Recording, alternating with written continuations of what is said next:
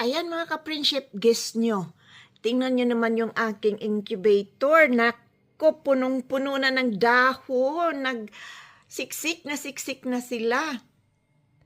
Ayan, mabuksan nga natin. Wow! Ayan mga kalods, mga ka-friendship. Tingnan nyo yung aking peanut. Sobrang laki na. Naku, ililipat ko na sila ngayon. Yan kasi, ang lalaki. Tsaka yung ating sayuti. Tingnan nyo yung aking sayuti. Oh, naku, 1 metro na ang lapad. Ang haba. Naku, ayan no. Ang dami niya ng dahon. At tsaka mayroon na siyang yung holding. Pwede na talaga siyang ilipat. Kaya hanapan natin siya ng ating, ngayon, yung malipatan. Kasi bukas busy na naman tayo. Ayan no, ang haba-haba na ng sayuti. Ay, thank you, Lord. Yan talaga inspirasyon ko. Kaso lang, naubusan tayo ng oras kasi pagdating ba naman galing sa work, sobrang pagod.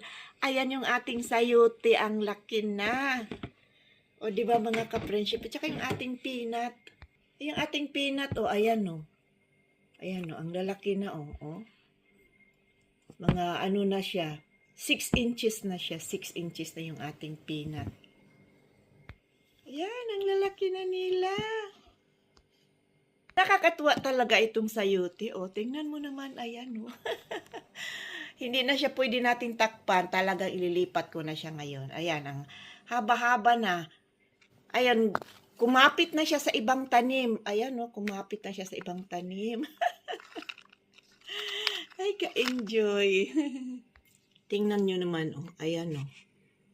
Kailangan ilipat ko na para hindi siya magtampo. Ayan, meron na siyang yung panghawak ba? Ay, ang lalaki na ng dahon. Tingnan nyo yung dahon niya. Kasing palad na yung dahon, tingnan nyo, makover na yung aking kamay. Kailan ko man lang ito tinanim, Ayan, ang laki-laki na. Yung ating picture natin. Ayan, no?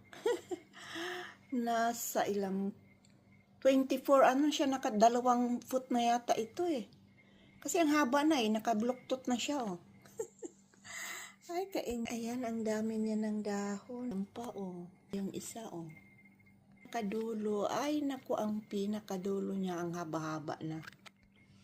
Ayan, ganyan na lang siguro. Hindi ko natatakpan para magkaroon sila ng air. Kasi sobrang laki na, Ang lalaki na talaga. Ay, nawala yung pagod ko galing sa work. Yan ang nakita na.